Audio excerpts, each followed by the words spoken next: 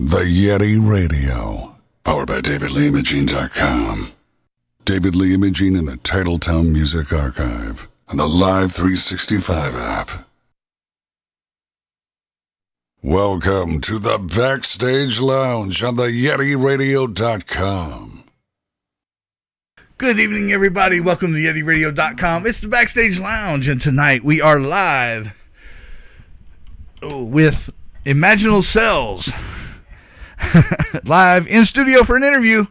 Check it out. We'll have Mr. Ethan Fox and Mr. Jimmy CATERINE right here shortly. Here we are with Children of the Earth on the Yeti Radio's Backstage Lounge.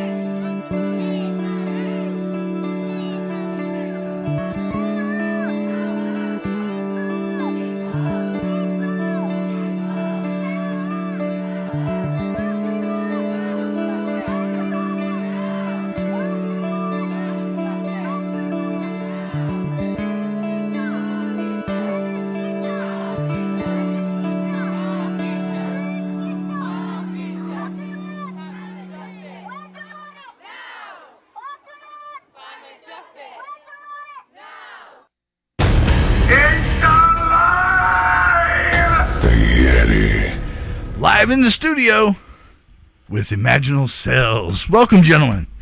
Thank you for coming and hanging out with me. Greatly appreciate it. Thanks for having us. Well, hey, you owe me a Coke.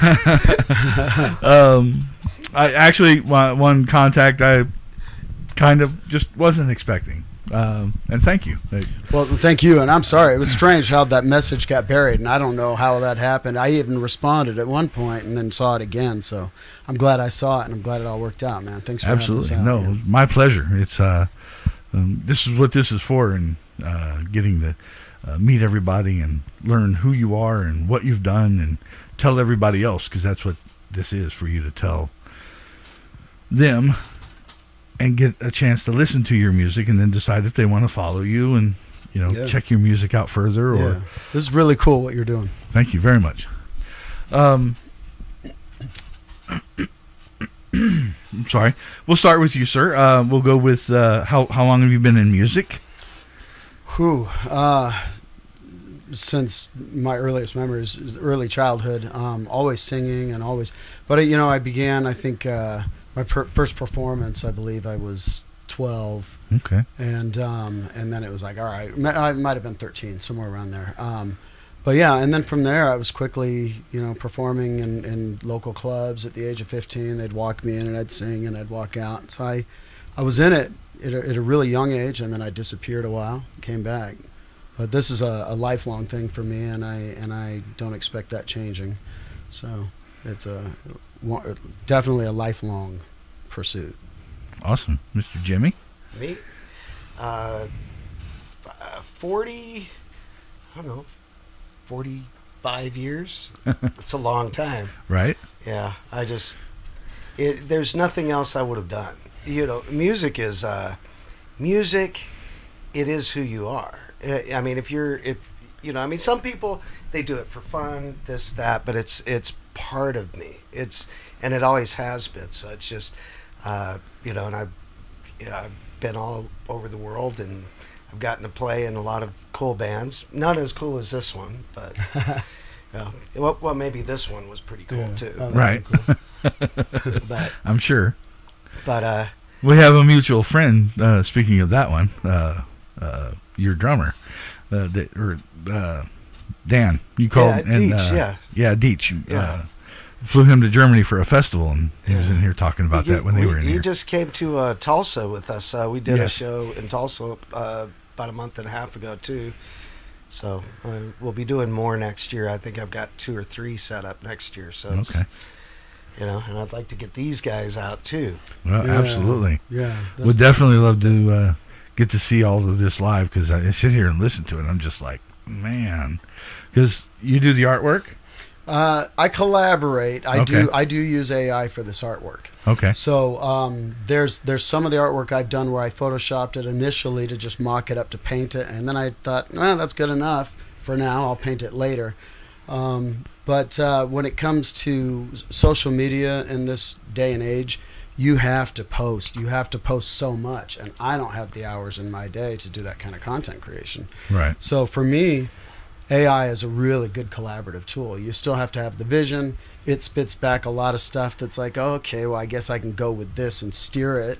But it's an interesting tool, and I know there's a lot of like flack in the current day about it. The way I see it, I can do the work. I'm just saving myself the time. Right. Absolutely. You still have to have the vision. Right, and it has to come out the way you want it, no matter who does it. Yeah, exactly. Whether AI does it or an artist. So you basically you have to convert your visual thinking into words. Which, lucky for me, I write. I'm a writer, so it's like, absolutely. I can usually get almost the results I'm looking for right away, and I can crank out stuff. The logo though we had commissioned by an artist, and and he nailed it. Yeah, that's brilliant. Yeah, it's very awesome. Remember, at this age, time is the enemy. So that having all these tools helps that we a have great deal. now, it helps us a lot to try to keep on track. Yeah, it's definitely useful, and it's still hard to keep up. Okay. Yeah. How many people from the previous band are in Imaginal Cells? Well, when you mean the previous, do you mean Hereafter? Yes. Okay, so Jimmy and I are the only holdovers from Hereafter. Yeah, this Imaginal Cells record began actually as the second Hereafter record. Okay. And we even held the name for a while, even having replaced two of the members. We brought in the three, actually. We brought in a keyboard player. Right. And we kept Hereafter for a while, and then it dawned on us that, this is just much better named Imaginal Cells. Okay. Yeah. Jimmy, you have a recording studio? I do. Okay. I mean, it's a home studio, right? So I don't have a facility to track drums, but I do a lot of work in other studios tracking drums, and the drummer for Imaginal Cells actually has a good drum room, and he just built a new studio in his basement. With over the last couple years, it's brilliant. Pretty awesome. Yeah, we all kind of do our stuff individually, Absolutely. How did you come up with Imaginal Cells? As a concept? Yes. Name concept. Well, I stumbled on it. Like, I'm very much influenced by ecological movements and regenerative agriculture and those sorts of things. Kind of like I'm looking for a human renaissance, really. And Imaginal Cells is a buzzword that's used quite a bit within those circles and within those conceptual circles. And so within the concept of the album, there was a song, Imaginal Cells. Okay. And it was really just kind of encapsulating that idea. It's borrowed from a biological principle, where the caterpillar basically just devours to the point of nearly completely stripping its own environment, and then something happens within it. Its Imaginal Cells trigger a metamorphosis process that its body resists, and it resists so hard it's eventually broken down into a puddle of goo and completely reborn into what now pollinates the plants that it nearly decimated. So it's a really cool kind of cyclical story, of rebirth and of going through, the infancy of humanity's technological acquisition, flirting with so many disasters on so many levels, right? I mean, credit card worth of plastic in our brains right now, Right. And so, I mean, we're just confronting so many aspects here in the end, and the idea is that the Imaginal Cells are the social structures, the little movements of change. Okay. How do you cope when you have writing block? What's that? Is there a process, or is it just time? Writing block. I've had a lot more writing block in my life, I think, than probably Ethan has. Yeah, I don't have writing block. I have time issues. And I get when I write, it's all at once. There'll be and then there'll be 5 years without writing anything, and then I'll write another big block of tunes for an album or two's worth, and then after that, it's just I've learned how to write during the writing block, but then I'm only good for a couple songs a record or a couple compositions. I don't write songs, I write compositions. Okay. So non-lyrical, so I've never been a lyricist, and you've been a writer and a lyricist, so it's right. I can imagine with your playing abilities, and then him adding the writing and the vocals to that it's amazing. It's a good partnership. It's a great partnership. Yeah. I'm sorry. And he writes. I mean, he wrote for this record. He probably came up with 75% of the bones of everything, Right. And then we just we added to it all, so it worked. We have a good band. Yeah. Yes. We have great players that interpret and add their own into it, Okay. Are you originally from Arizona? I'm not. Okay. Born in Texas and grew up in Hawaii. Okay. So, and then I've been everywhere. Okay. Does that make you a military brat? No. No? Oh, okay. No, not at all. All right. No, I was moved to Hawaii by my father, who wanted to get us all away from some other trouble that was happening. We'll talk about that in private. So It wasn't the sugar industry. No. No, it wasn't. What about you, Ethan? Where are you from? Well, I consider myself a native. I've been here since I was a year old, born in North Carolina. Okay. So, yeah. It's enough for native. It's enough for me. I don't know anything else. Right? Right? Yeah. Well, I'm a transplant since '08, so I get it. Where are you from? I was born in southern Mississippi, graduated high school in West Virginia, went in the military after that, and have been probably about halfway around the world a couple times. So Nice. Mississippi. The only place I've ever played where there was actually, like the Blues Brothers, one of those what do they call that when you got the like the wire fence, fence in front of the stage. They said, "Do we really need this thing?" Oh well, if they don't like you, you're gonna want it. You're gonna want it. I'm drawing a blank, but Roadhouse. Yeah, and they had right. the chain link fence in front of the stage. Okay, I got you. It's a trip. Yeah, that would be a trip. I don't think that. It's Jackson, Mississippi. Ah, okay, that would explain it. I'm from down on the coast. We're a little saltier.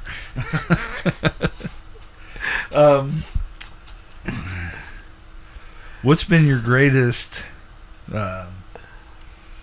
accomplishment so far? I keep forgetting the word. Your biggest highlight as Imaginal Cells so far?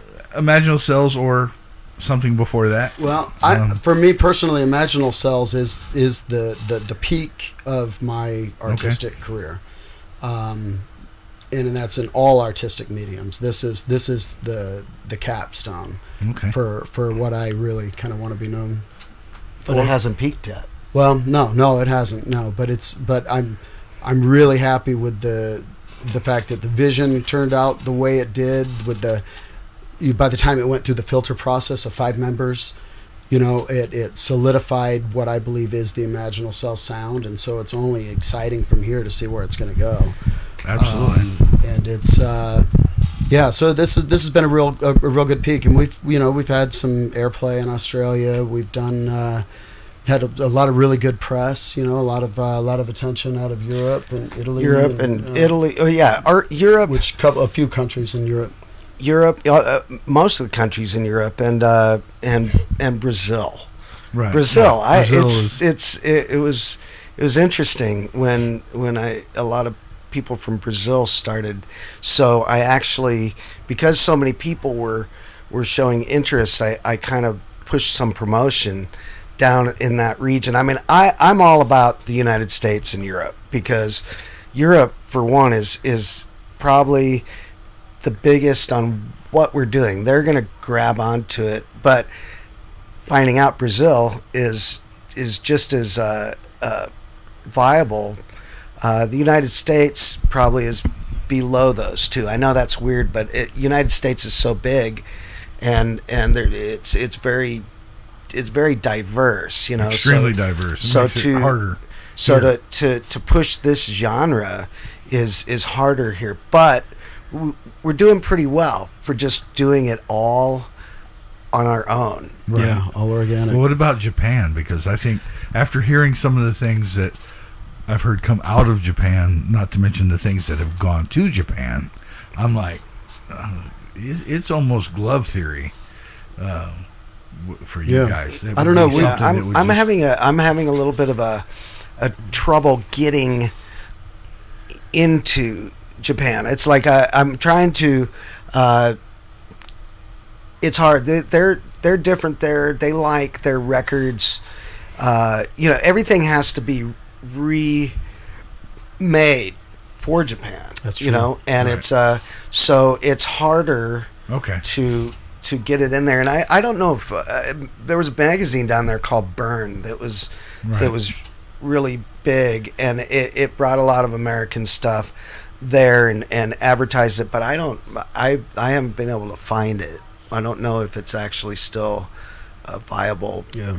Source. Honestly, we've been spending so much time really trying to understand and learn the business as it is now, as it relates to social media, as it relates to Spotify and streaming and all of these other things. I mean, we both come from the days where you'd write a record, you'd record a record, you'd press a record, you'd hope to sell the record. You know, it's just such a different landscape these days. And yes, so it's for insane. us, we're brand new students. You know, we've done pretty well learning the marketing, and you know, we've gotten the reach, but we're like, as with any new field, you know, I mean, I guess even in the old days, you know, there's a budget versus the amount of eyeballs that are going to see it, you know, and you know, the money of the record label isn't there, so it's just it's a different game, you know, but it's been a learning process. I think it'll as we go forward. It's just now the game is, which I hate calling it a game because it kind of it's numbers, it's algorithms, it's strategy. Yeah, it kind of sucks. Yeah, it doesn't happen itself. You know, so the game now is to keep your eyes in front of the people. You know, keep people's eyes on it. Keep, you know, and that's what it creates a little bit of pressure, because, you know, our record is I mean, everything has pretty much been released by midsummer. You know, that becomes old.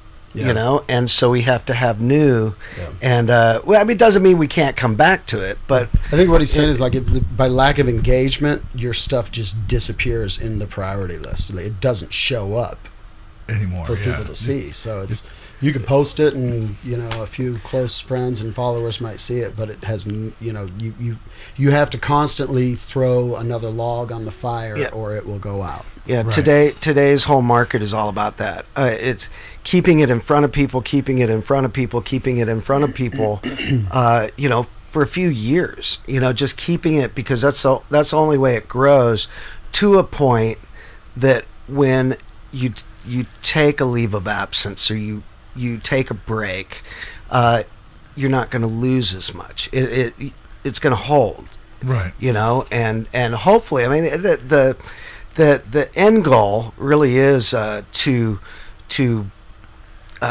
push it in. Will never be mainstream because of the type of music it is. That's true. But we still, once we have that legitimate larger following of people that Imaginal sells, I know who that is, then you're in a comfortable place. Then we can just create and not worry so much about, you know, trying so hard, if that makes sense. No, yeah. it'll flow on its own. Yes. Once you get to a certain point. That's the worst writer's block, is knowing that you got shit to do. Yeah. and you're busy doing all that other stuff. You know? Right. I mean, absolutely. It's just, you know, the marketing, it's just not. Jimmy, what are some of your highlights? In my life, going to Europe and playing, and you know, Sacred Right did really well for a while, and so that is a highlight. You know, we had record labels the whole bit back when there were record labels. You know, and now there's still record labels, but most of them are smaller. There's a couple biggies still out there, but that, and man, stuff I've done in the studio over the last 15 years. I mean, my room is littered with awards and nominations. So every day when I walk in there, I feel good. It makes me feel good, you know. So I guess those two things, and then of course this, you know, because I've wanted to do another heavy type of band, you know, something that had some sort of meaning, and that had,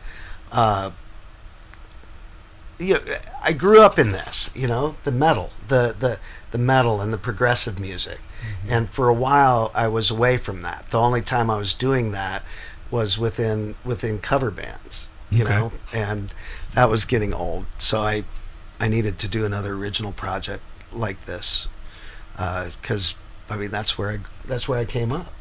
You know? Well, you know what occurs to me just now, dude? I had a flashback. I mean, we were driving home from a Journey tribute band rehearsal one night. Yeah. We were just getting to know each other. We carpooled. We were driving home. We were listening to music, and we were talking about what we like about it and what we don't like, you know, about this music or that music. And we started conceiving, what would the dream band be? What would it be like? It would be heavy metal, but it would be very progressive. It would be, it would have Pink Floyd. It would have psychedelic elements and you know, even stuff a little left field, you know, which we've gotten out there. We've gotten a little left field, but I think I want to get even more, maybe get some more jazz influences, keep it heavy, but get some of the jazz influence and some of the keep some of the folk influence that we had on the last record in a couple spaces, the orchestration, maybe some more psychedelic stuff. Definitely more psychedelic stuff. I mean, I know this is, you know, we'll see how we're already writing. We already have some material. We're just but so far a lot of the stuff that we've been writing too for the next thing is very to the point and very catchy. You know, so it's still progressive and it's still all of that stuff, but it's got, what do they say? It's got more hooks in a tackle box. Yeah. Well, the last record has a few hooks, you know, but yeah, always never know. More hooks, and then we, you know, it's nice when you do something a little different, because then you gain a wider audience, and those people will come back to see what we did before as well. So it's like a plan. I see it all in my head. I think he does too. Our plan's probably slightly different, but we'll figure it out. Yeah, I don't really think so much about the end result of what people are going to think about it. I have an idea about what it is I'm making, and then I hope people like it.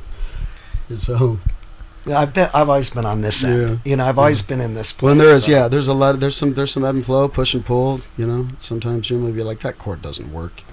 Yeah. Right.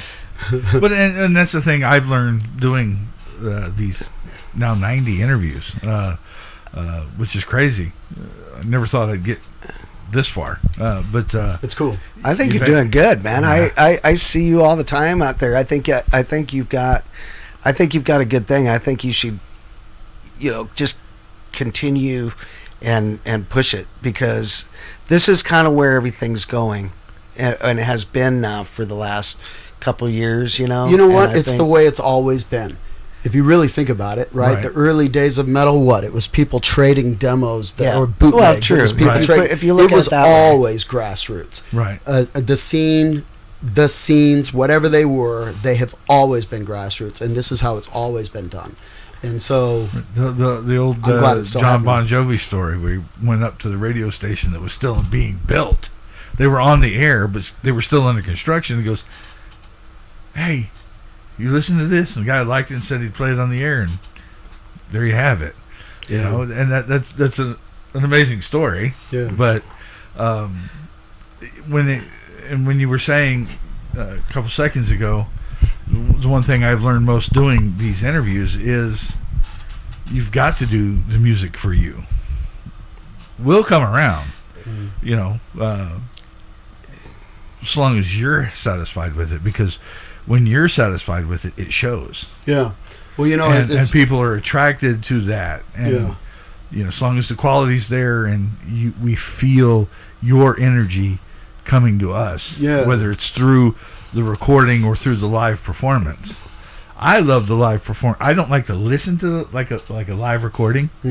I want to hear the Perfect Environment studio. Yeah. Just because it is what it is. It's an almost perfect environment. Yeah.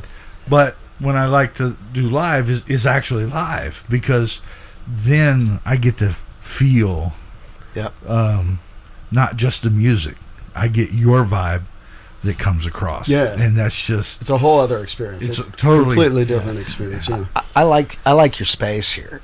Right. And I tell you, because it's comfortable, I see there's a camera there, but it's so small that I'm not like focused on it, so I can actually be myself and talk. And it's comfortable. I'm weird that way, because when I get in, if I see a camera in front of me, or if I have to give a public speech, okay, those are the two things that they freeze me up, which makes no sense, because I can play in front of 10,000 people. Right. So this makes no sense, but it's just it's a weird thing. If I could go back and touch base on something you were saying a second ago about making the art, and the people coming along, that kind of thing. I was aware, making this particular record, that it deals with a lot of divisive subject matter. And in some cases, its lyrics are heavy-handed and on the nose, and to some people, I realize that's something a lot of people are going to look away from that. So it's crazy to make. I remember thinking as we were making it, man, I'm making art that people want to look away from, but it's it was the message that I felt compelled to tell. And so even Jimmy talking about how it was doing well in Brazil is surprising, because this model here on the front is representative of a lot of indigenous rights issues that were happening in Brazil during a very politically divisive time. And so for that image, to hit in Brazil and say this music is here, it could go either way, I think, as the people of Brazil see it, because they're going to have a completely different connotation, seeing that political figure who's on the cover of the record. Right, absolutely. Yeah, I had to stop and look at some of the artwork, and just because I think for me it was just initially a little overwhelming, but I sat there and looked at it long enough, and it started shaping itself in my mind, and helping me grasp better what was actually there. But a couple of them, it's a lot to take in one shot. It's a lot to take in. It's like a shot of 151. Yeah, and you haven't had one in 10 years. You're not the only person that said this. A lot of people that have about the psychedelic nature of it, in particular, having to get through the whole thing and just take it all. It's overwhelming. But if you make it, and you start to get it, I think it. Yeah. I initially wanted to have the whole album animated. Okay. And I saw a whole story to go with it visually, and eventually I just used the tools I had available. But I had always wanted to actually, like the old Wall. When you watch the Wall movie, those animated segments, that's kind of the unrealized portion of this. I'll be working on this record for probably another decade, to fully put it out there the way I kind of saw it. It's awesome so far. I'm like, it's just. I don't know how to put words to it to explain it, but it's very. I feel it in so many different facets. It's just don't know which direction it's coming from or which direction it's going, but it feels cool. Yeah, cool. That's a psychedelic experience. Oh yes. Well, I've gotten into audible meditation. Yeah. Which, the same thing, and it's insane to listen to all the different audio sounds and how they put them together to make them have a reaction on the body. It's nuts, and it's kind of the same thing. Yeah. So, who are some of your influences?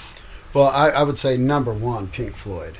Okay. And to your point, I was shaped by listening to Pink Floyd records, and I've heard Dark Side of the Moon or The Wall. I don't know how many times I used to put it on and repeat and sleep to it. So, but still, you listen to it on a new system or make a minor EQ tweak or something, and all of a sudden you have a whole new album. You're hearing things in there you've never heard before. And so I think in terms of how was I most influenced, that is it right there. That was the type of music I wanted to make, was stuff that could be peeled apart layer by layer by layer and continually examined. And I think we did that. Yeah, Oh, yeah. I listen to it. I give it. I don't give it as long a space as you do. I listen to it about every 2 weeks, and every 2 weeks I listen, and I hear things that I forgot were there. And it's like, oh yeah, we did that. Yeah, we did that. Oh, I played that. Oh yeah, Eric did that. Okay, it's just there were so many tracks. He was omitting some. He was like, they just won't fit. Right. It's too dense as it is. So That's got to be insane. it was insane. Mixing that many tracks is really difficult. You have, because everything has to be EQ'd just right, placed just right, or you'll never hear it in that vast. And then everything's got to have clarity. So it's hard. Yeah, this must definitely be the most difficult record you mixed. And I was definitely the most difficult person he worked with. I can attest to that for sure. I want to take him and But throw you him guys off have worked together one for so time. long. But I like to please. Yeah. But sometimes, you get to a point and it's like, this sounds great. I don't know. I did find out later I had pretty drastic hearing damage. So my apologies, right? I was missing some very key frequencies. Okay. And I kept asking for more of those, and there was a lot of argument, I think, along the way. But yeah. They're there. You just can't hear them. Yeah. Come on. In 8 years, I think there's actually been like 4 arguments. That's pretty damn good. Right. And the rest That's better than most marriages. The rest were all just stalemates until we can stop talking and talk in 2 days. Yeah. That's the best way to handle it. We have an agreement. We obviously aren't exclusive to work with each other, right? We obviously have a lot of different projects. Jimmy's all over the place. I'm all over the place. But we have, it's not even unspoken. It is spoken. We are partners. So this is it. We're, whatever else we're doing, even if we have to take a longer way to get there sometimes, this is what we're doing. And it's a great partnership. So, yeah. I think it works good. So, who are some of your inspirations? The same. I mean, but I did come from a period where I was listening to Judas Priest. And I'm talking old Judas Priest. Like a lot of people know everything from Screaming for Vengeance on, but I'm talking like Stained Class and Sad Wings of Destiny, and those first records. And Iron Maiden, the first 3 Iron Maiden records, the 2 with Paul Di'Anno and the first one with Bruce Dickinson, they were very much influences, and then I had other influences too that were a little different. Thin Lizzy and Early Accept and that first Queensryche EP, because I was already playing at that time, but then of course Floyd was there, the Beatles were there, and a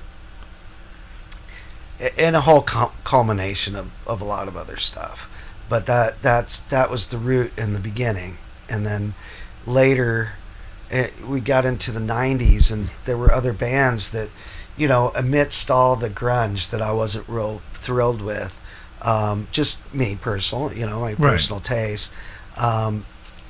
Through the grunge came more progressive bands like Dream Theater and Opeth, which kind of took me back into some of that earlier stuff, because it was just far more polished type of music than what I was listening to in 1979. Yeah, right. It was the next step. It was the next progression. It was the next progression, but add the technology, it's going to be a little more polished because it doesn't have the warm. Well, more than anything, digital home recording changed the landscape for good. It put the ability to record an album on a budget And without that, I don't think we would have seen that renaissance that we saw with heavy metal and progressive music and all that stuff. It really came down to all the home studios enabling it. Okay.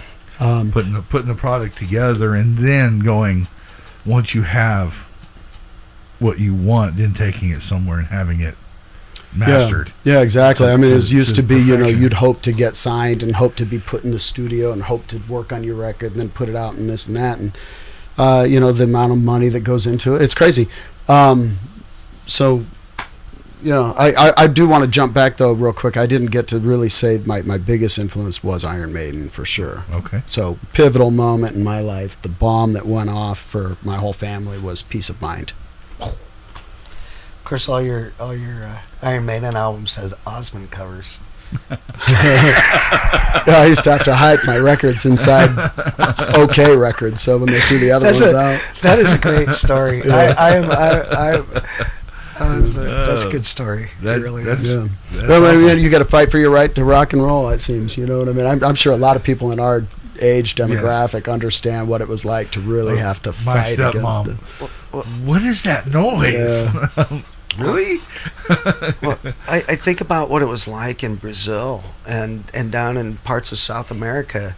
They loved metal, but they were having to get it on tapes because it was basically against the law.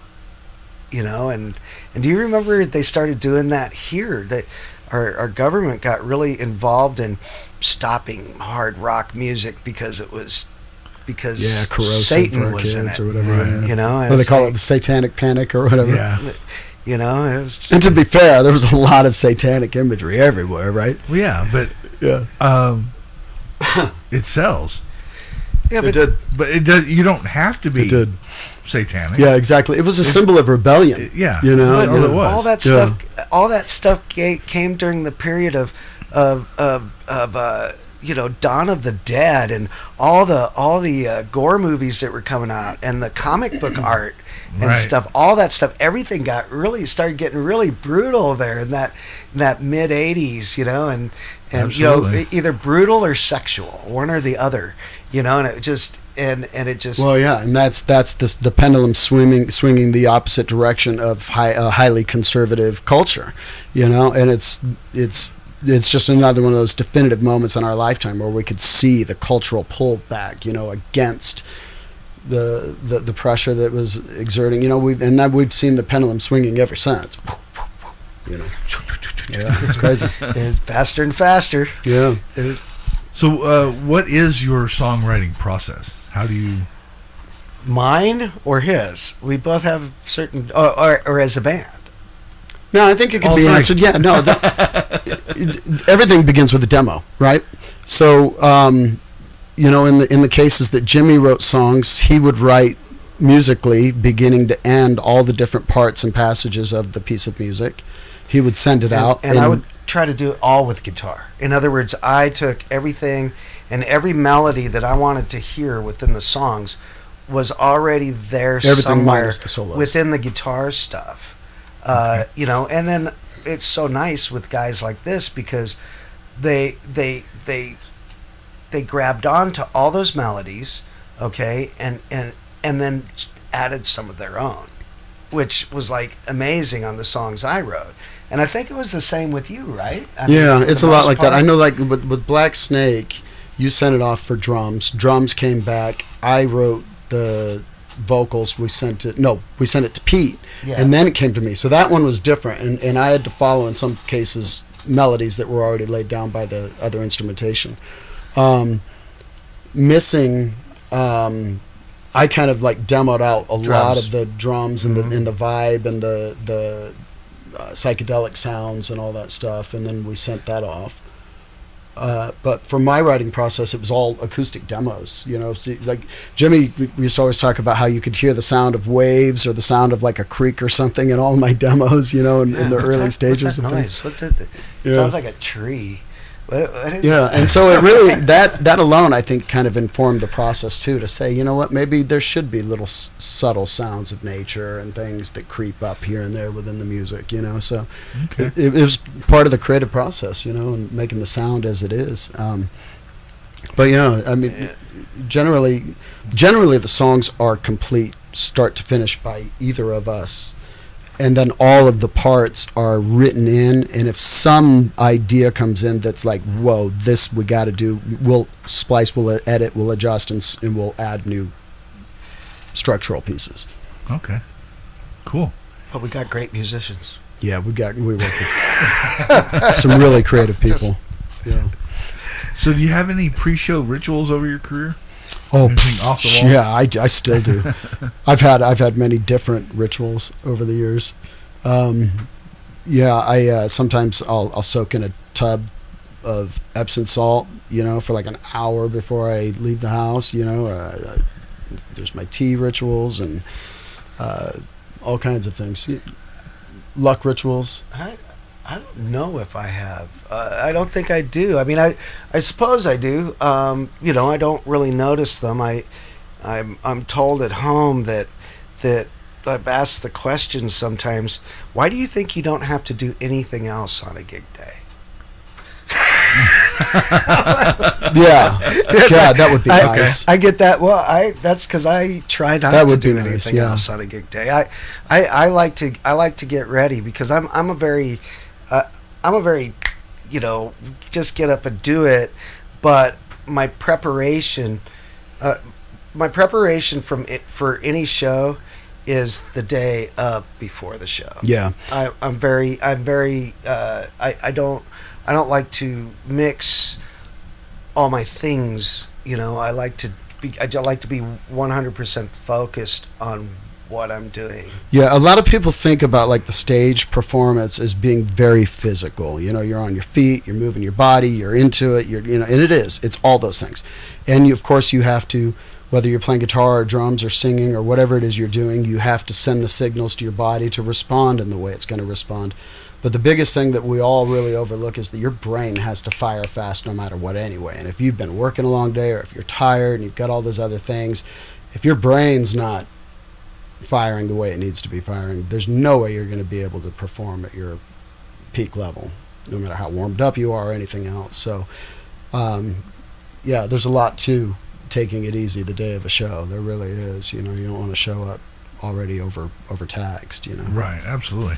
It's just being in your zone for the day and being just mentally preparing and getting ready. That's just important to me. I mean, I for 15 years, it's all I did every day. That's what I did. So I was always in the zone. So I had to learn after that, and having to do other things, doing the studio, and dealing with home and stuff. I had to learn how to get back in that zone that I was just constantly in, and do that for the one night, because it's hard. It was very hard for me to get used to multitasking, doing different things than just that. But I've been asked that about some other musicians that get in their zone, and before the show, people are trying to talk to them, and they're not necessarily blowing them off. They just don't notice them, and they're like, "Well, he's an asshole." No, he's in his zone. It's not, and some people they have to be explained to. He's in his zone right now. He's getting ready to perform. If you've never done that, he's. It takes a lot. It does to stand up in front of one person and verbalize or express or to do anything or to perform for their attention. Right. It takes a lot to do that for one person, and it's a lot to do it for a bunch of people. The beauty of doing it the way we do it as musicians, with the lights and the sound and the stage and the persona and the whole thing, is though you can step into some sense of, who am I going to be up there? You know what I mean? Ideally, you want to be who you are in all aspects of your life, but at the end of the day, you have to be on. You know what I mean? You have to be engaging. You have to get somewhere, and you can't just step into it. And and there too, sometimes, like, let's say you're in between a show, a set or something, and you're walking around, and to stop and have the drink or to stop and have the conversation and stuff. It's all very important to do, so that people don't think you're But the reality is that like the more time away from that mind space, the harder it is to get back on that moving train, for that next set too. So and I can only imagine being a musician that one has a lot of originals, but also does covers or tributes, and that much more compounded on top of it. You're not playing 100% like who you're playing, or maybe, and the stress on that can be, when it's your stuff, and somebody said, I forgot the lyrics to an entire song, so I just made it up as I went, and everybody loved it, because nobody knew. Yeah, nobody's going to know otherwise. It was our song.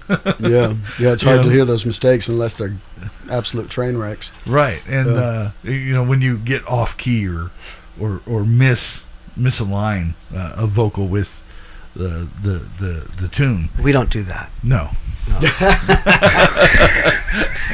We try not to. You don't. That is the things goal. I've heard. It's the never-ending goal is to do it as perfectly as possible. You're not supposed to be revealing that stuff.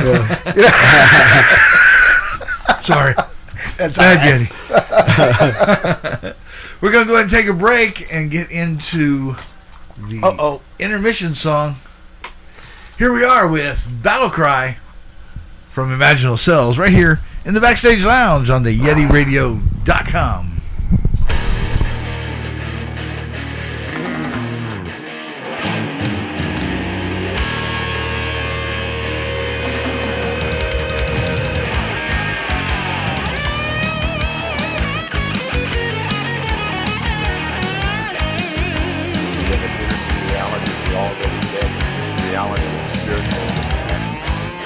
Protectors of water and defenders of life. Come warriors, all creeds and colors, join in the fight. Stand tall like a standing rock and stand for what is right. All warriors of the rainbow, come together, be the light.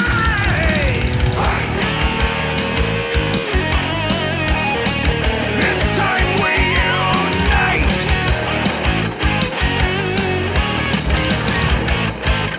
Divided down the middle, now it's only left and right. Programmers doping us with outrage, seeing only black and white.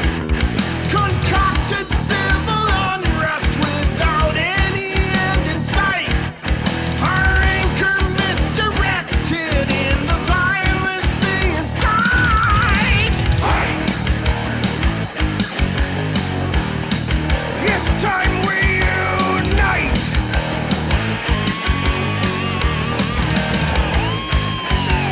Peaceful demonstration, First Amendment right.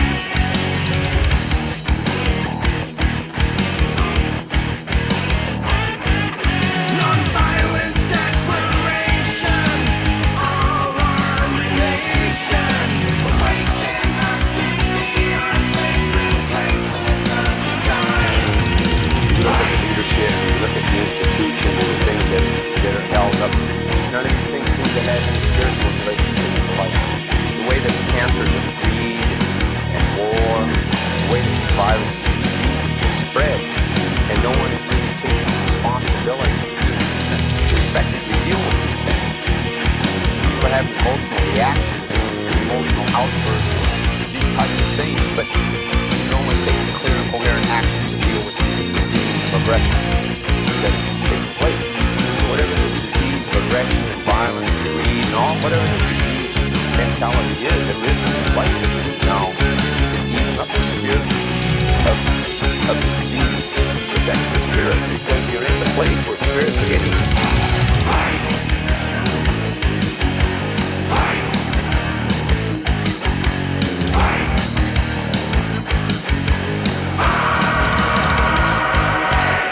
Fettered to the systems that perpetuate the plight.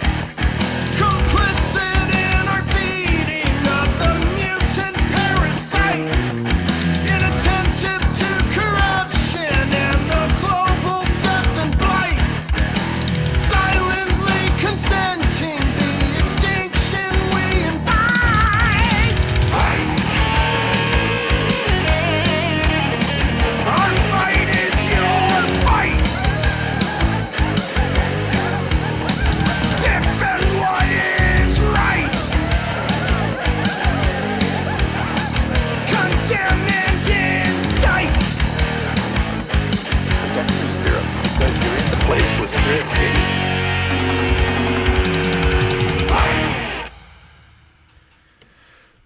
Imaginal Cells in the Backstage Lounge on the YetiRadio.com.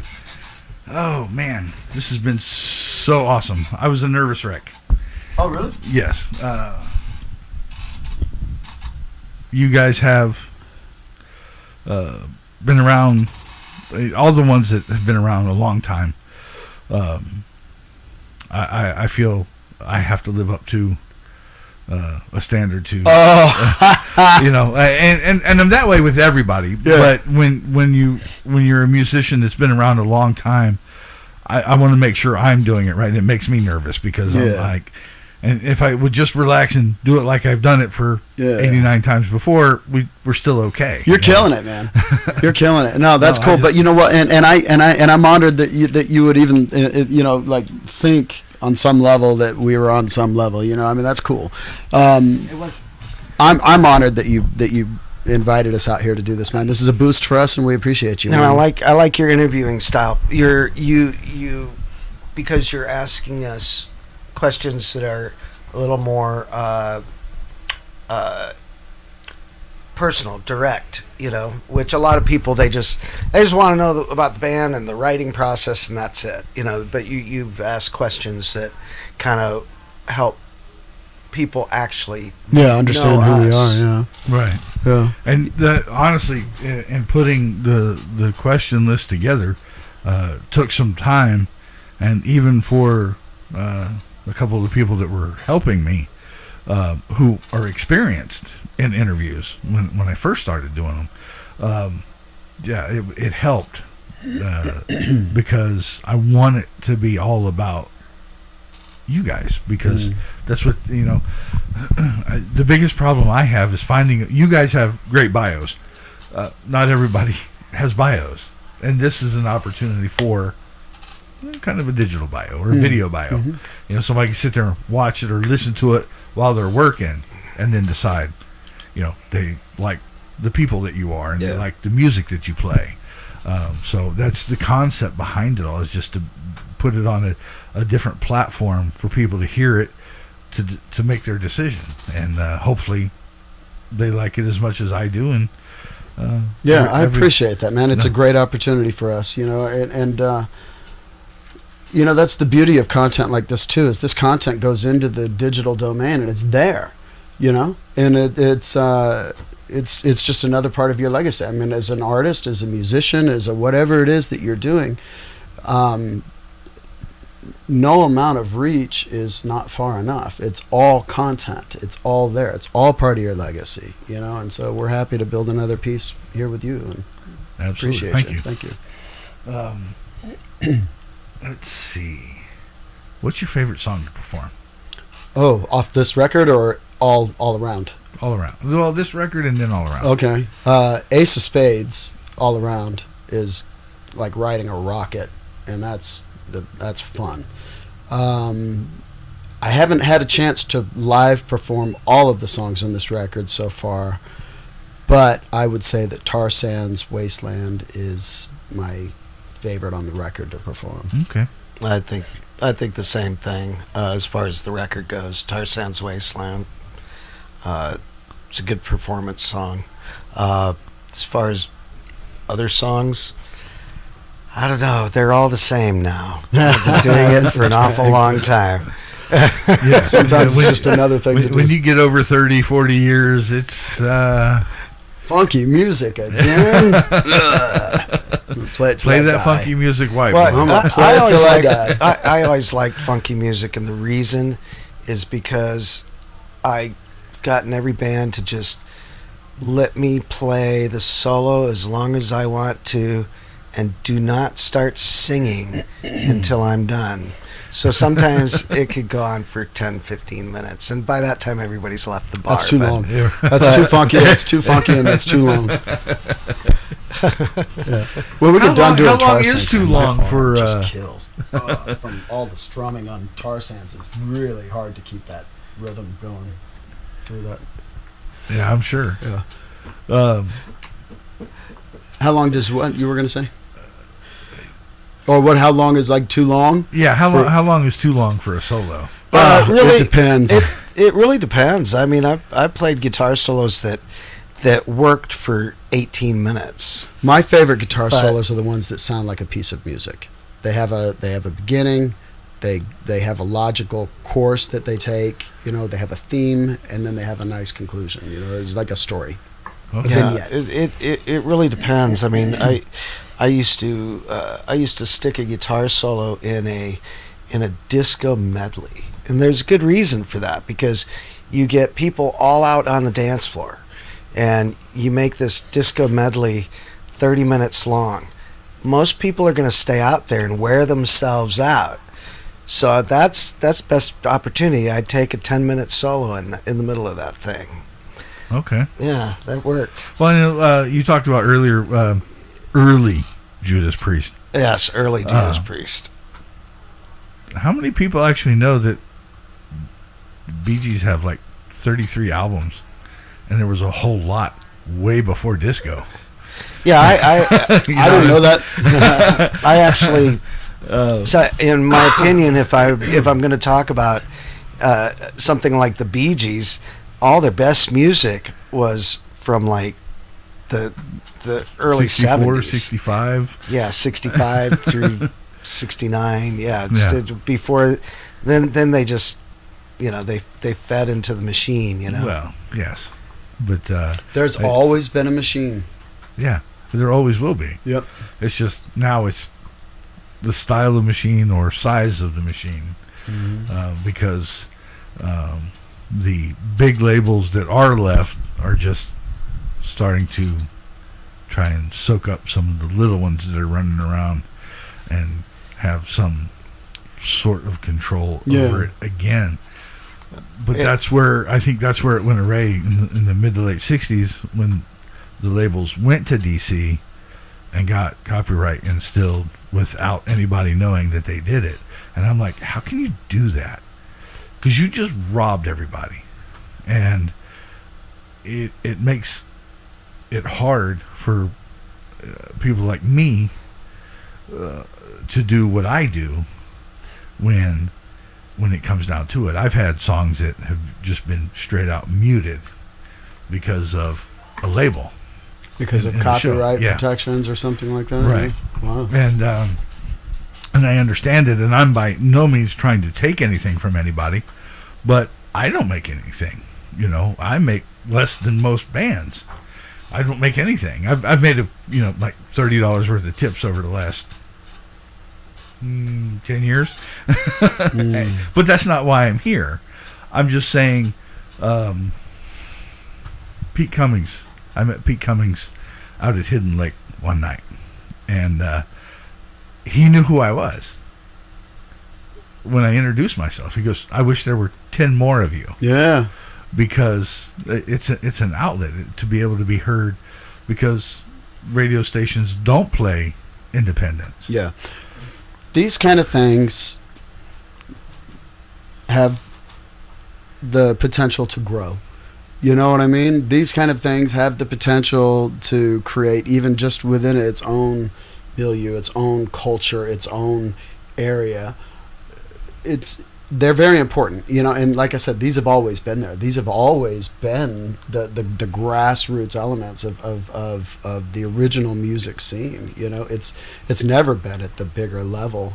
You know, that this kind of organic thing happens. You know what I mean? Where new things emerge. You know, big labels, they're looking for the next big thing, but they're looking for it to be like the thing that's already big.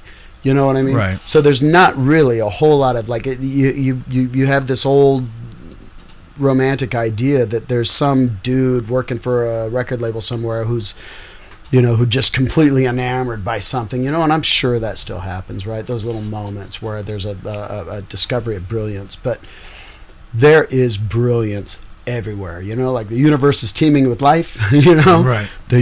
Our universe, our music universe is teeming with brilliance. And there's just not enough out there for, you know, these little bubbles of inspiration to come out. These things are perfect. So it's cool what you're doing. Thank you. What's the hardest song for you to perform? Whether it's emotionally or technically? how technical the song is. Perform or record? I just recorded the hardest song I've ever recorded yesterday. Okay. That's what it was. Trying to get the right take. Right. Yeah. Well, for you either, because you're doing both. I played a song by this Hawaiian band, not Hawaiian band, but a jazz fusion band from the 70s. And I mean, we're talking jazz. And the chords, I was having trouble figuring out the chords because everything was so dissonant. And, you know, and then, and then actually performing it, getting that right take, it was pretty tough. I got it, but sometimes, man, it's a trip. Right. But no, I don't know. Hardest song to perform live. Nothing's really that hard that I do live. The Sacred Rites stuff is harder. The show, I had to prepare for a couple weeks, just because I'm old. Yeah. It's like I could play that stuff. It was no problem, but you slow down a little bit. We would definitely have to rehearse. Oh yeah. To play the Imaginal Cell stuff, and the most difficult thing would be doing everything that needs to be there without employing tracks, which we don't want to do with this project. We want to try to capture and recreate as much of it as we can. Well, Eric already said he would have to, organically. if we decided to attempt Imaginal Cells, he would have to, the orchestration would have to be. And that makes sense. I mean, you know. But you know, for me, like as far as difficult, if I'm healthy, nothing's difficult, right? The most difficult thing for me and my singing is being healthy the day I have to do it, and so that has been a challenge for the last few years, and it continues to be a challenge. You know, the older I get. Right. Absolutely. But when my body's cooperating, I can do everything I want to do. Okay.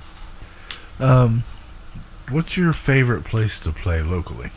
Well, it depends on with which band, but the most fun I have performing out there, I play a lot with Tripwire at Dillon's Bayou on Lake Pleasant. And I don't know what it is about the place, you know. Other than it's really far out there. Yeah. Even for me. Who knows? It is. It's super far. It is. But I don't know why. I tend to have more fun there. I tend to feel more like I'm performing a show there than I do in any of the other places. And there's a really cool effect when people really get moving and that whole restaurant starts to move. And it just amplifies, you know. Okay. Some of the best nights I've had have been there. Yeah, I thought it was odd that the one time I've been out there, I had to park and then catch a shuttle. Yeah, try standing park. there with your equipment 15 Right. minutes to showtime, right? It's pretty stressful. Shit. Yeah. Yeah, the best venues most of them are gone. That's in my opinion the places I really like playing. I prefer bigger rooms though. I like the marquee. The bars are I don't know. They're my every weekend thing, you know. Yeah, it's like going to work. It's like it's more like going to work. It's like, which lawn do you like mowing the most? Yeah. But you know, they're playing in those bars though is pretty cool sometimes. Like when you get the dance floor moving and they're as close to to me as you are. You know, when everybody's just right there.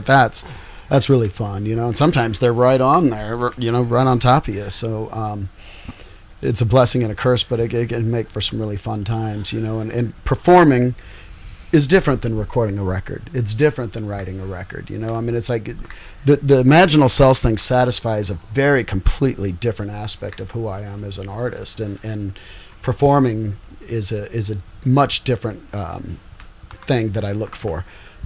Putting the two together, Imaginal Cells, in a performance would be great.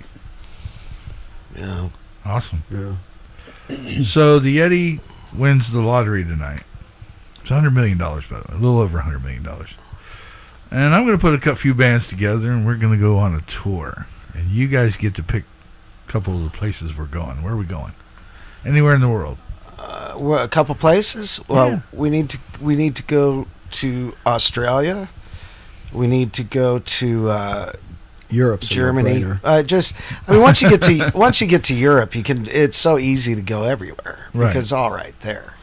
So Kind of like the States. Yeah. You just Exactly. Yeah. You So drive around. Yeah. I think those are two of the places. I think with the amount of people that seem to have latched on to Imaginal Cells in Brazil, I think I'd go there too. That'd be great.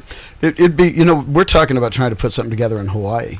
And there's a group out of Hawaii that we're talking about bringing here to do a show and bringing our Imaginal Cells guys down. We have one in Alaska and one in Missouri. Okay. So, or we'd be playing all the time. We would. But the idea of going to Hawaii and putting on a show would be pretty cool, especially because with such Hawaiian roots. It's just a matter of getting the sponsors. I just got to convince them I can make money. Right. Convince them. Well, if he wins the lottery, then he can sponsor it. We'll all go to Hawaii. We'll have a great time. I'll sponsor one trip. Yeah, yeah. But yeah, you know what? Anywhere to play a show. I'm itching to play Imaginal Cells live, and I think I'll do that here. I mean, we could do it at the local, the 44, any place. The question is, just kind of getting our Alaska guy down and getting our Missouri guy down, right, and making it worth it. Absolutely. I totally get that and understand it. It's kind of, and that's really what it comes down to is when you're bringing, we have to have these people. I mean, it's so. I wouldn't do it with a sub. To bring them in, it's costly, but if we could get somebody to put on a show and even throw us 1,000 to 1,500, we could pull it off. right.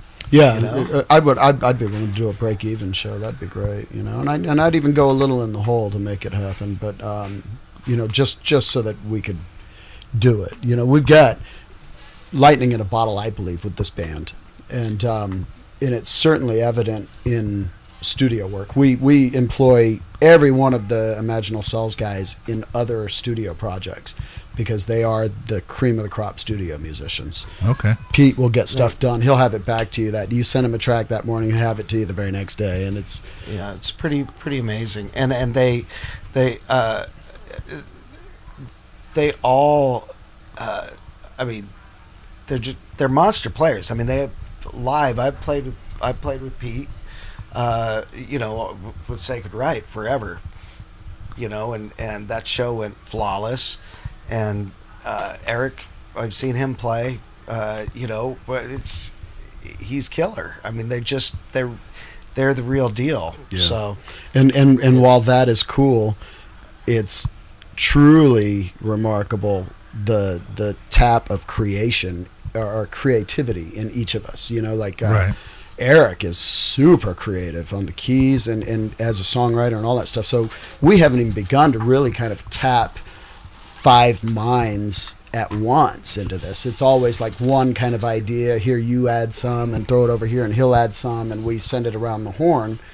But I really look forward to the day where the 5 of us can sit in real time and pick up our instruments and create in real time. That'll be a whole new level of what this band can produce in terms of a definitive sound. Okay. it would be interesting. Yeah. Definitely. Sounds like it would be amazing. Yeah. Let's see. If you could collaborate with anybody. Well, that's a good question. Back We should talk about the collaboration that we have coming up. We have a collaboration. Okay. That's coming up. In fact, probably about a month. It was about a month out. I guess we could probably say something about it. Yeah, I think we're just waiting. You can be the bearer of the first news. Okay. Awesome. we did a song. We didn't write it. No, it's a cover song. It's a cover that that was written by Russell Allen and what's the other dude's name? Jason. I don't know. I have to look it up. I don't. Boy, I'm really messing up here because I don't have all my information. I wasn't planning on this, but we did a collaboration. Ethan is singing side by side with Jeff Scott Soto. Okay. And we two pulled guest in guitarists. with two guest guitarists. My other guitarist from Sacred Right and Joel Hoekstra from Whitesnake. Oh wow! So that the song's basically done. We're just waiting on a string section right now. In fact, Deirdre sang all the background vocals too. Okay. But it is Imaginal Cells with What is it? guests. Alan Land. Alan Land. That's Is right. that right? Yeah. And we and so we're just waiting on a nice string section. I was told I will have it by Wednesday latest. So the song didn't have strings originally. This is we really like Kathy King. She does really great string work, and so we asked her to create a quartet. She appears on the Imaginal Cells record, Kathy Okay. King. We love violin, and that's the Kansas influence as well. You know, I mean, there's so many influences across the record. You know, Right. But so this project is what we're waiting on the strings coming out. It's cover just of waiting on the strings. it was originally it's an interesting idea. I mean, to have these guest players, and they did some monster work. And of course, Jeff Scott Soto, I mean, is one of like the names of a singer. You know, worked with Yngwie Malmsteen and Right. got Just everything. With What's he with? He's with the what's the band he's with? No. Sons of Apollo, is that right? Yeah. Yes. And they're in a lot of different things. So, but anyway, Sang he's with Journey. Yeah, our voices melded pretty well together, I think. Yeah. You know, in that track. So that's going to be fun when it comes out. We're splitting verses and at some point singing together. But who would we like if we could answer the question? If we could work with anybody? If we could work with anybody.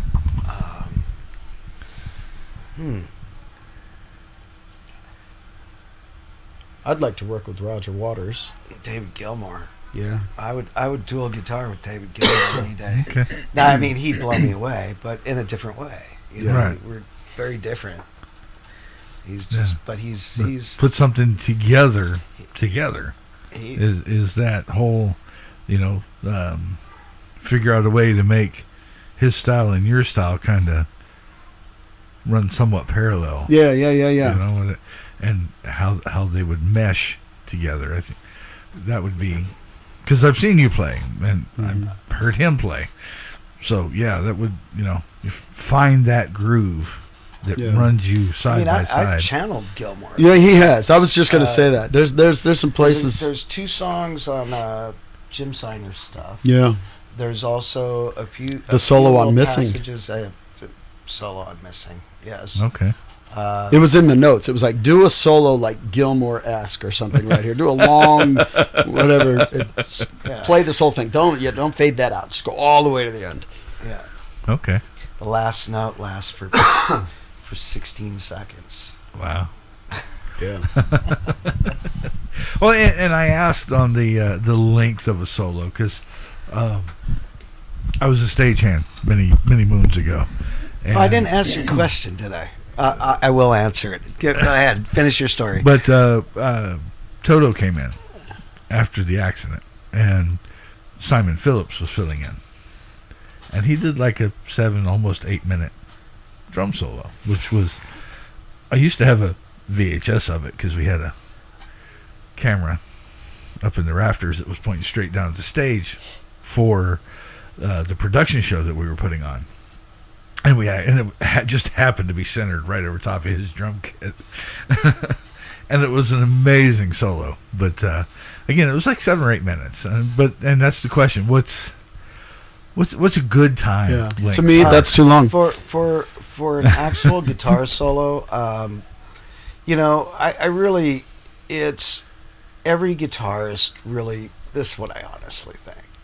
every guitarist should know if they're taking a long solo, you know, I mean a long solo where this is your spot, you know, give them a minute and a half. If they're digging it, then go until a light starts going out in one or two people's eyes. Then pull it out. Right. Stop before you lose everyone. Right. You know? You can lose them.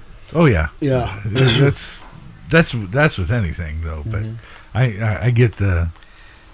And melodic solos are going to grab an audience. There's for got to be longer. phrasing. It's got to be a song. You've got to have some melodic passages, Yeah. and give them a few of your best quick licks, but keep it melodic. Yeah. In between. I've played with a lot of great musicians. I mean, I've been lucky to play with a lot of great guitar players, and a lot of them, like when they go to whittly all over the place.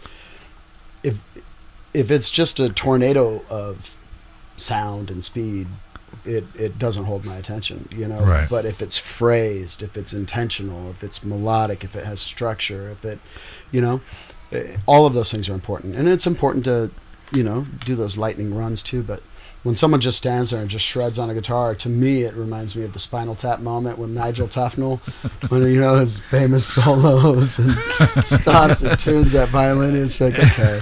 It's so funny. We did it's funny he says this. We did a cover of Black Sabbath's "Children of the Grave," and you know, I guess Ethan must have gotten tired of me just being melodic, because he says, "Can you put like a really fast lick in this space?" And I was really against it at first. I'm like, I played a few fast. He doesn't like redoing shit. Other songs, you know. Huh? Nobody likes redoing shit. Oh no. You know, but I did, and I'm glad I did, because it's a very unusual just speed dim and lick. Yeah, you gotta have the speedy licks too, you know. Right. But you know, to just stand there by yourself with a guitar screaming, you know, a million notes, you know, even a drum solo. I'm a drummer, and I love a good drum solo. I'll watch it, I'll break it down, I'll love that stuff. But they can go on a little bit long if they don't have a rhythmic structure. If it's just a million notes and quadruplets and stuff, it's, you know, why it. But if it carries a rhythm. If it makes you still move and dance, and it keeps you connected to the beginning, reaching for the end of that moment of time that this artist is decorating, you know, it's got to pull you through, you know, or you'll check out and go to the bathroom and check out the merch stand or something, you know. Right. I love Danny Carey, but his solo on the last Tool tour was 3 times too long. And he's the best drummer in the world, and I couldn't. Like, I was like, okay, I gotta get out of here for a minute. Yeah, He's one of my favorites. Yeah, but I couldn't sit there. Yeah, I would rather hear another 3 to 5 minute long song than 3 to 5 minutes of a solo. Okay. Personally, What's the best thing about being a musician? you know what? There's your identity. Your identity forms around it. And I think, and I don't know if this is true of all musicians or whatever, but I know certainly for me and many of the people that I've known, it's, you find yourself through music. You become yourself through music. And you could argue that could be anything, whether that's weightlifting or karate or whatever, right? But the best thing about being a musician is that, one, you're compelled to do it enough to get good at it. You're compelled to do it enough to get through the fact that it's frustrating, that it hurts, that you're not able to, you're stymied, and every new plateau is something you have to work to get through. It doesn't come easy to anybody.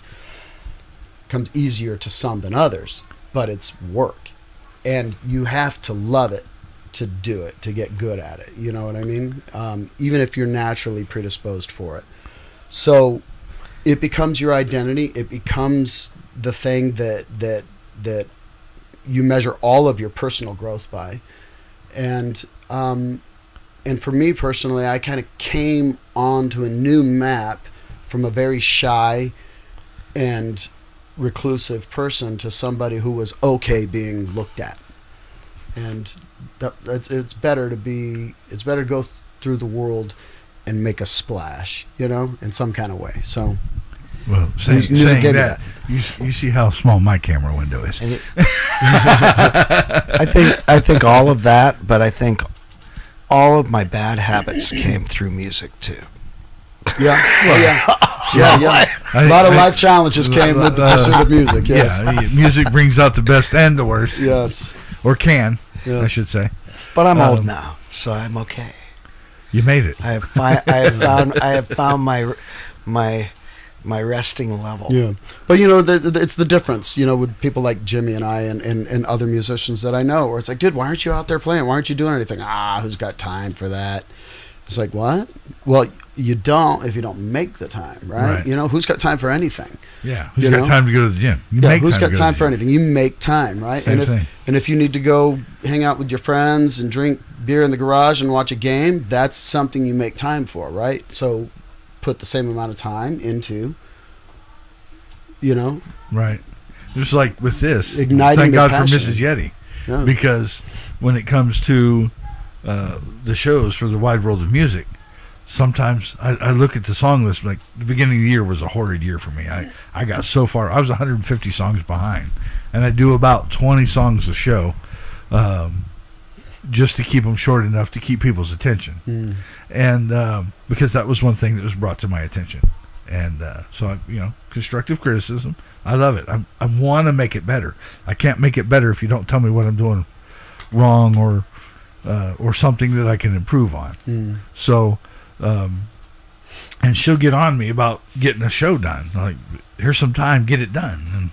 And, fortunately for her, she has an influence on me to push me a little bit sometimes, because I get overwhelmed when I have a big list. And I'm fortunately caught up, and but when I come back in a couple months, I'm going to be behind again. Yeah. So well, it's clear that this is your room, Absolutely. And it's a room built to a purpose. So yeah, it's really cool. Working on trying to move it into the garage because it's bursting at the seams right now. Yeah. But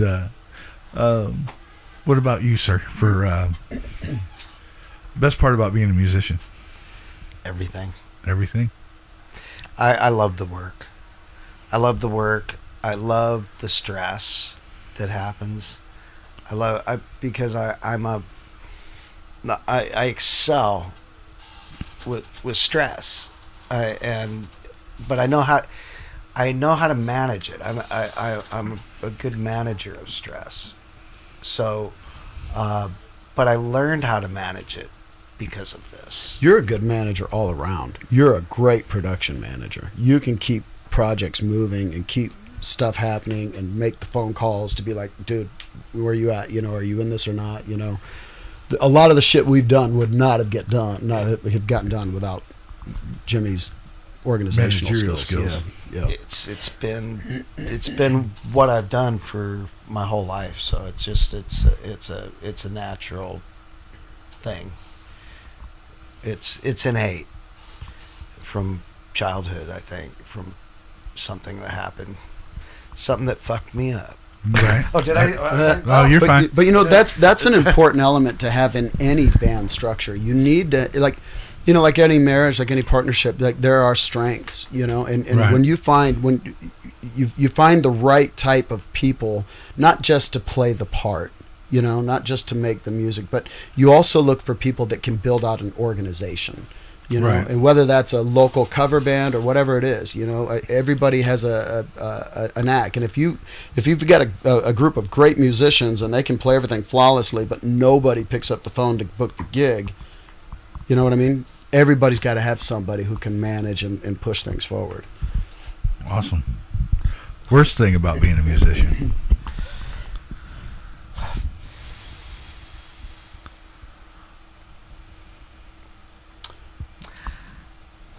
It does damage to relationships. Depends. It has in my life. Yeah. It's it definitely can, yeah. for sure.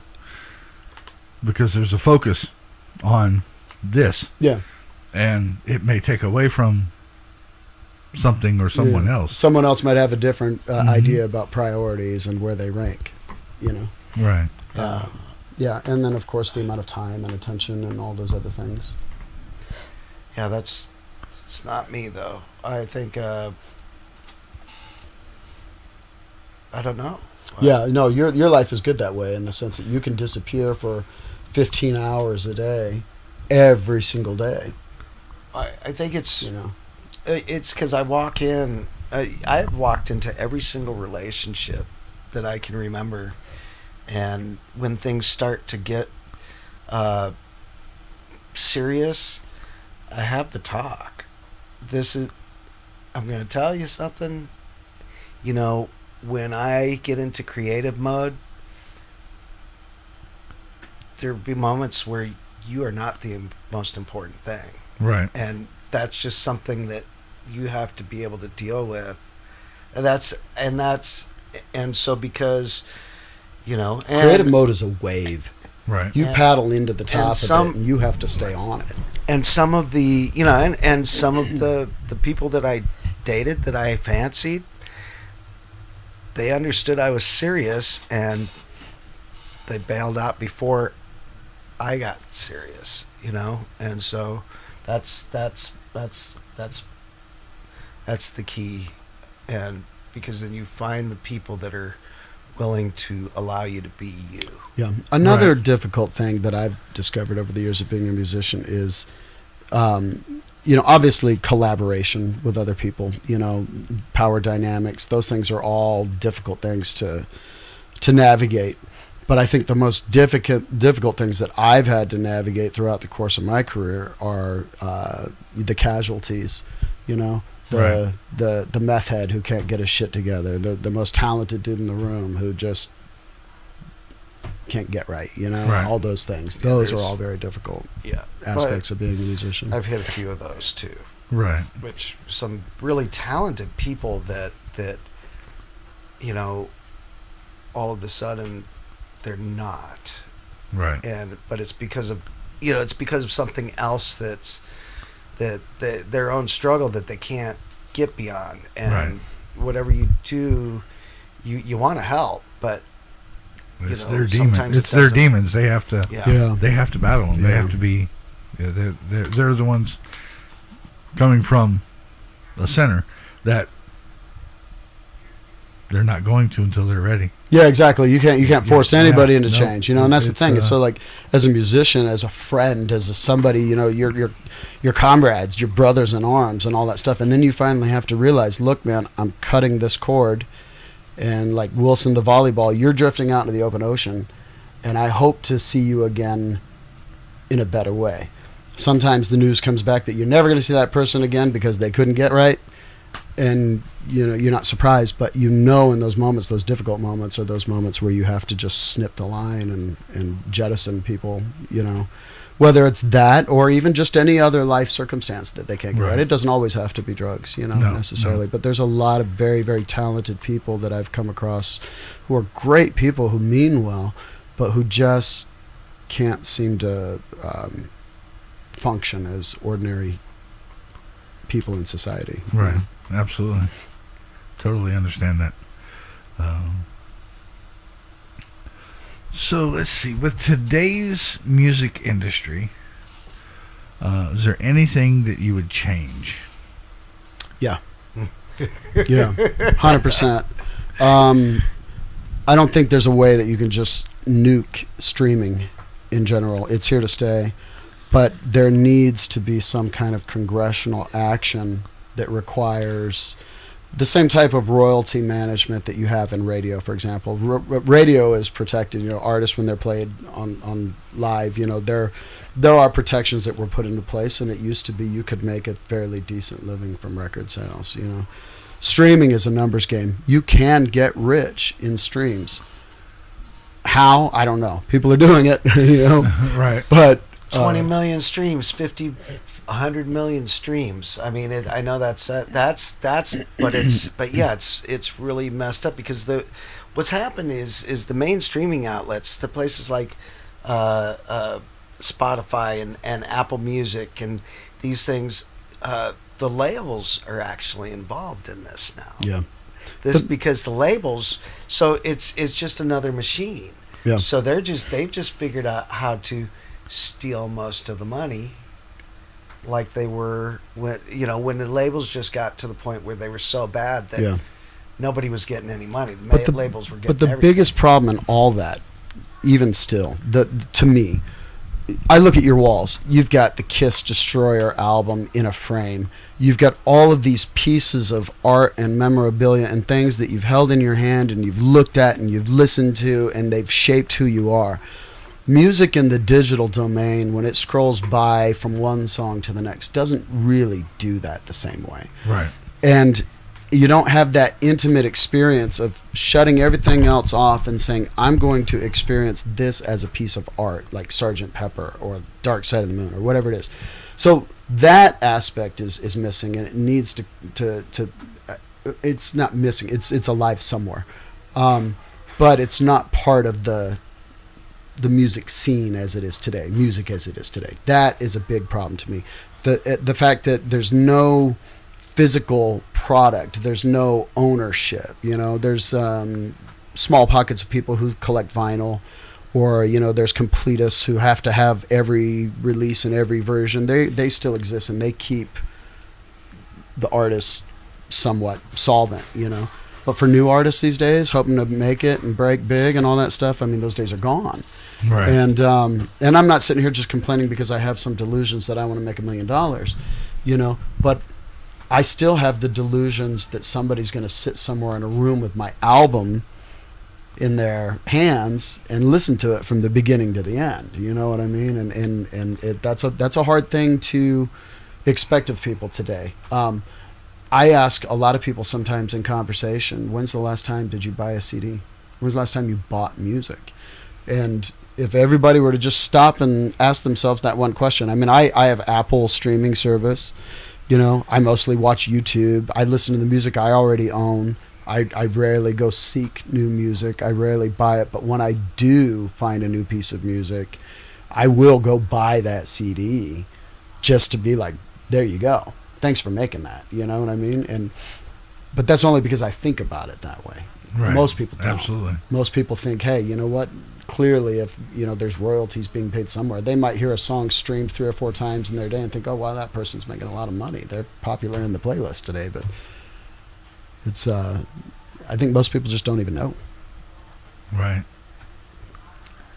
Yeah, there was some talk, and I don't know that it's actually doable, but they were talking that everybody would have to do it, and they would just rebel against streaming and pull everything off streaming and just go back to analog. Yeah. But then you would need, I don't know how many thousands of people doing what I do. Yeah. Bringing you in and doing the interviews and playing the music, and so and being the outlet that people get to hear it. Yeah. And of course, there would probably be a whole lot more that are more genre specific, because the majority or the average person is that. Mm-hmm. They're specific. There's a few of us that are significantly broader in what we listen to, but I believe, in just my opinion, that there's more people that are just focused on the genre that they like, and that's fine because we're human. You find your niche, you know.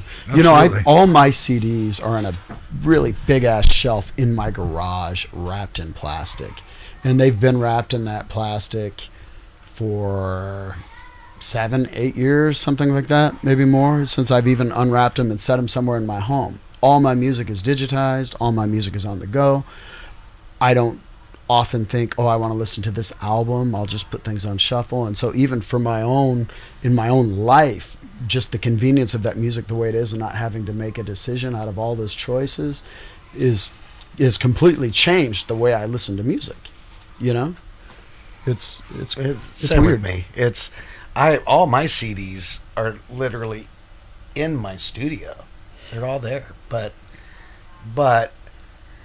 I don't grab them to play them. If I want to hear one of those records, I go to Spotify or go to a streaming service and actually put it in order and listen to the record. Dude, on my worst day, I will rent a movie from Amazon that I have somewhere in a CD binder, a DVD binder somewhere 10 feet away. You know what I mean? So, yeah, it's the modern conveniences. That's one of the things I would like to see go. I would like to see human beings actually having to make choices and think about how to fill each moment of their time in a different way, more intentionally. I'd like to get back to that. Awesome. Well, I do want to thank you guys very much for coming and hanging out with me. This has been awesome. Went way better for me than I expected, and I'm glad I got the opportunity. Yeah, me too, man. This was fun. Thank you. This was super fun. Yeah, absolutely. Yeah, right on. But I will let you introduce the last song because I keep butchering the name. It's Mauna Kea. Mauna Kea. Mauna Kea. Mauna Okay. Kea. Imaginal Cells with Mauna Kea, right here on the Yeti Radio in the Backstage Lounge. Thank you, everybody, for tuning in and checking it out. Thank you. And thank you. Check out Imaginal Cells on all the streaming platforms, along with all the social media platforms.